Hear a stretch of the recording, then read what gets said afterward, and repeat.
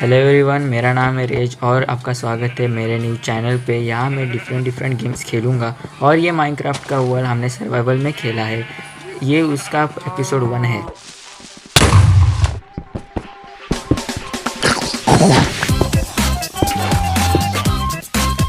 हमारे इस वीडियो के टोटल 2 मेन टास्क होने वाले थे। पहला केव एक्सप्लोर करना और डायमंड्स माइन करना एंड दूसरा आयरन फार्म कंप्लीट करना। पहला टास्क कंप्लीट करने के लिए हमने माइंस के थ्रू जाने का डिसाइड किया। हमने टोटल 3 माइंस क्रिएट कर रखी है, जैसे 4 माइन, लेफ्ट माइन और राइट माइन। बहुत सोचने के बाद हमने लेफ्ट माइन से जाने का सोच लिया और चेस्ट से यूजफुल सामान लेके हम माइंस में चले गए। माइन में जाते ही हमें एक एमेथिस्ट टूल मिल गई एंड उसके साइड में आयरन वेन भी था, बट उसे माइन करने के लिए हमारे सस भाई फॉर्चून 3 का पिकैक्स लाना भूल गए। इसलिए हमने सब कुछ सिल्क टच वाली पिकैक्स से माइन कर दिया।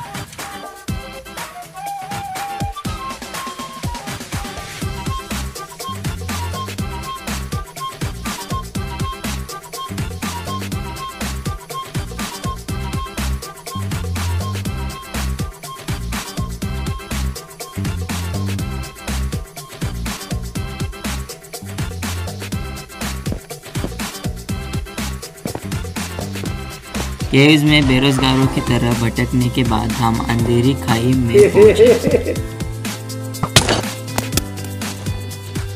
लेकिन हट्टी भाई ने तो हमें नीचे ही भेज दिया।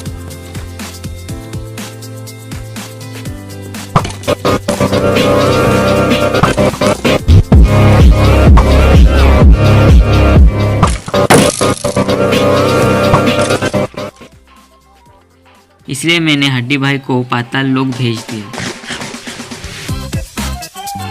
बहुत अंदर तक आने के बाद भी हमें कोई हीरा नज़र नहीं आ रहा था, मतलब डायमंड पता नहीं कहाँ छुप के बैठा था। काफ़ी सारा आयरन एंड गोल्ड माइन करते हमारे टॉर्चेस भी ख़त्म हो गए थे। लेकिन टॉर्चेस बनाने के लिए हमें कोल एंड स्टिक्स की ज़रूरत थी, बट मेरे पास कोल था एंड सस भाई के पास स्टिक्स, इसलिए हमने उनके लोकेशन पे जाने का डिसाइड किया। इस केव को फिर से चढ़ने के लिए हमने हमारे एक्वामैन की शक्तियों का पूरा इस्तेमाल किया एंड ऊपर जाने लगे। लेकिन शायद से नसीब में भी नहीं था, क्योंकि हम बार अटक रहे थे। हमें यहाँ से ऊपर आने में बहुत ज़्यादा टाइम लगा, क्योंकि हम लोग फिर से जिस रास्ते से आए थे उसी रास्ते से वापस जाने वाले थे। जाते जाते ही हमें एक चमकीले आंखों वाला प्राणी दिखा। मैंने उससे उसकी खूबसूरती का राज पूछा तो वो भड़क गया।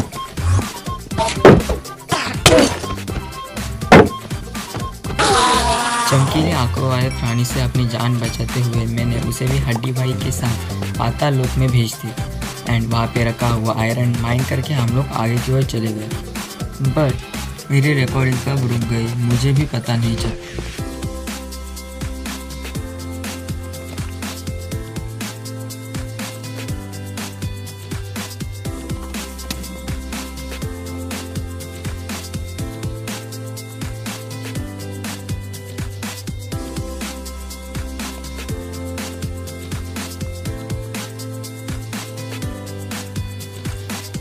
सस भाई के पास आने के बाद हमने वहाँ पर के सारे डायमंड्स माइन कर लिए एंड वापस से बेस पे जाने का डिसाइड कर लिया। बेस तक जाने तक मैं वीडियो को फास्ट फॉरवर्ड कर देता हूँ, आप भी ये टाइम तब तक एंजॉय करें।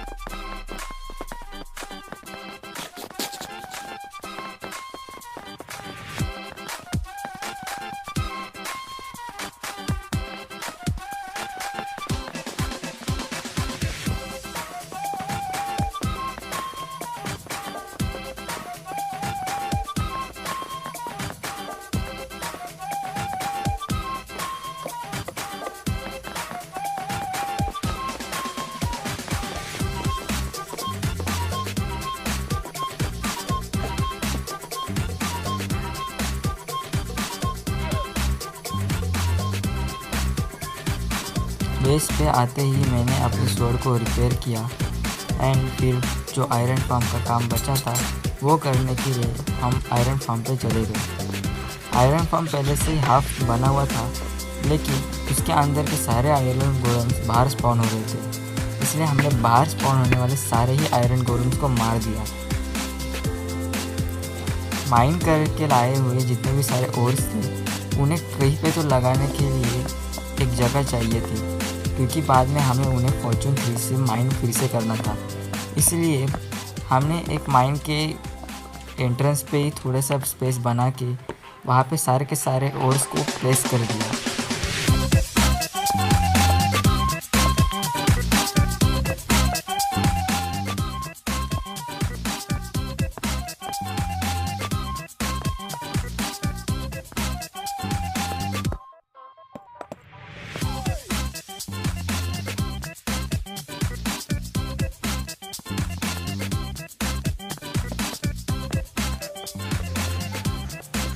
ओर्स लगाने के बाद हमें फिर से हमारे आयरन फार्म का काम कंटिन्यू करना था, इसलिए हम फटाफट से आयरन फार्म के ऊपर आ गए एंड चारों साइड से उसे वॉल से ढकने लग गए। वॉल्स की जो लेवल थी वो हमें 2 की नहीं बल्कि 3 की करने की थी, इसलिए हमें वो काम पहले फटाफट से कर दिया।